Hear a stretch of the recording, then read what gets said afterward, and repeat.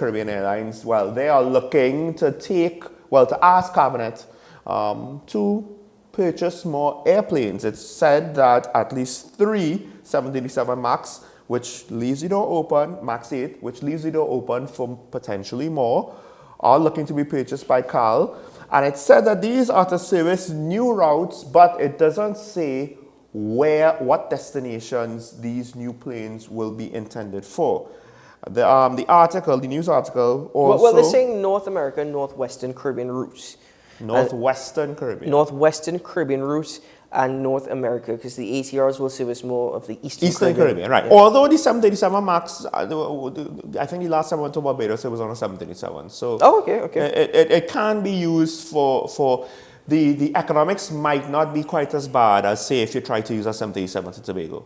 Sure, and the economics of Caribbean Airlines is not good anyway. Well, so ultimately, there's also the possibility was floated about,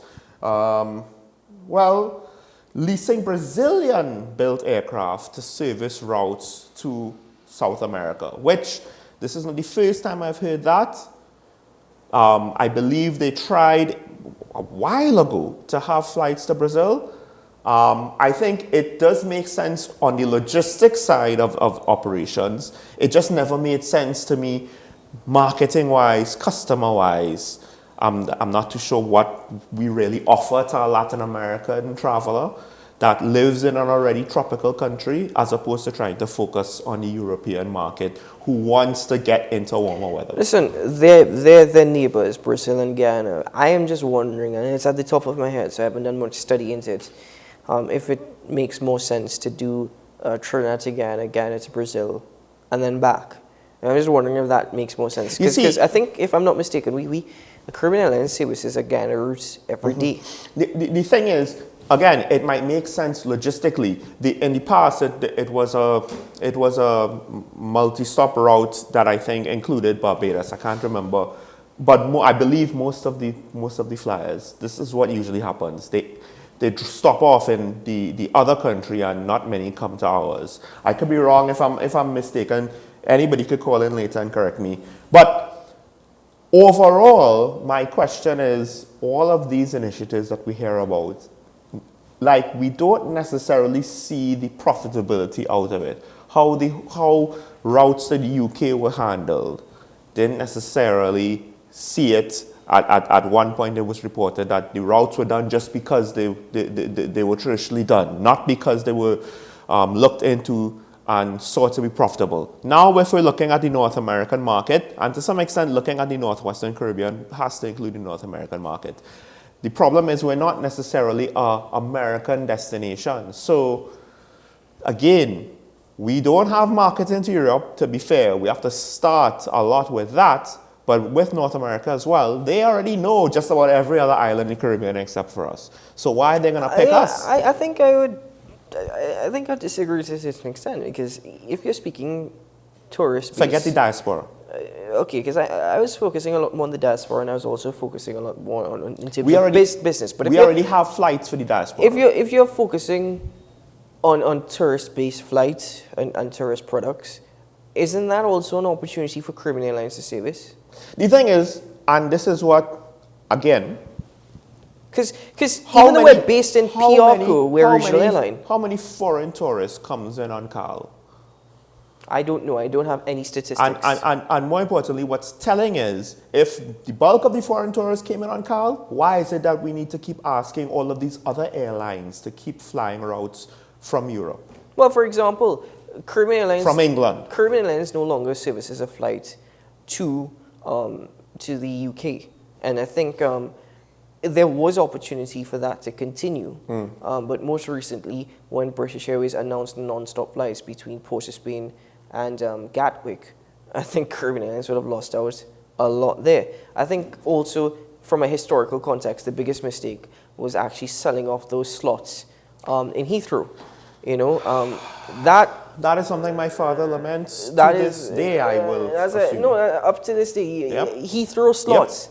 Yep. You know, I don't know why we got rid of that, but that's in the past. Because somebody got a contract. Let's just put that out there, right? I don't know who, but somebody got a kickback. Thing is, that's in the past. But Is there an opportunity now for Caribbean Airlines to actually focus on a UK destination? I don't think so with the direct service between British Airways and Trinidad and Tobago. British Airways flies to TNT 3 times a week. It used to be 5.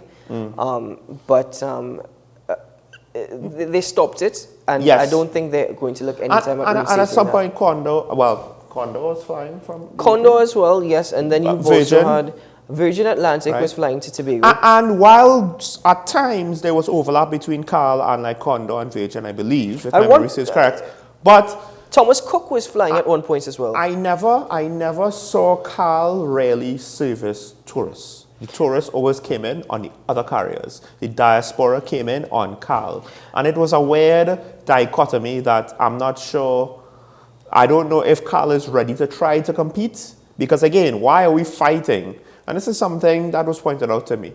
Why are we fighting for all of these other airlines to come through? Especially if we technically are looking to service some of those routes. I also think that Caribbean Airlines needs to, if we're a regional-based airline, I'm not saying that we should expand our horizons and perhaps try and tap into other markets if it is feasible and economically viable. In other words, CAL will make a profit and it's not going to be a loss-making venture.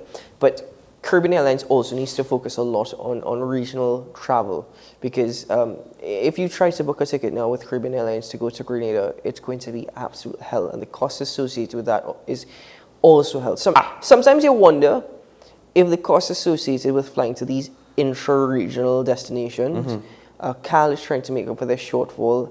For example, the loss that they make on the Tobago flights, because it's extremely high. The thing is, though, pricing for airlines is always tricky.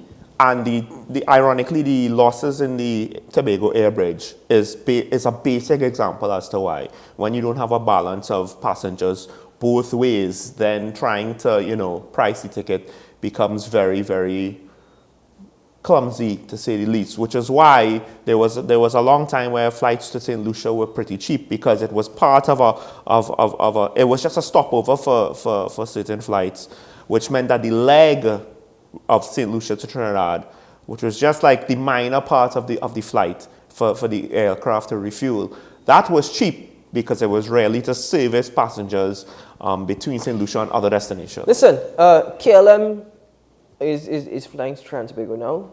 Is that a market that we could have tapped into before KLM even arrived here? The thing is, the hub and spoke model of air travel was supposed to be changed. Jumbo jets were supposed to be a thing of the past. They probably still will be. They are. Right? Planes like the 777, 787 MAX, etc. Narrow body, twin engines, more reliable, longer range. They will go direct small airport to small airport across continents. But the Caribbean is different because you can't necessarily do that to all of the small islands. So we might still have to have a hub and spoke model, and Piauco could potentially be that hub because we have the regional carrier.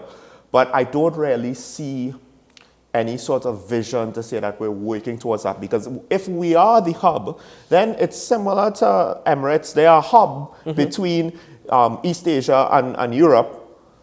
It could have helped progress into air travel through Trinidad, and we would have, reaped the dividends or the benefits of just having more traffic, more options. It would have made flights, the economics of it more sustainable. But I don't necessarily see the vision pushing these higher concepts.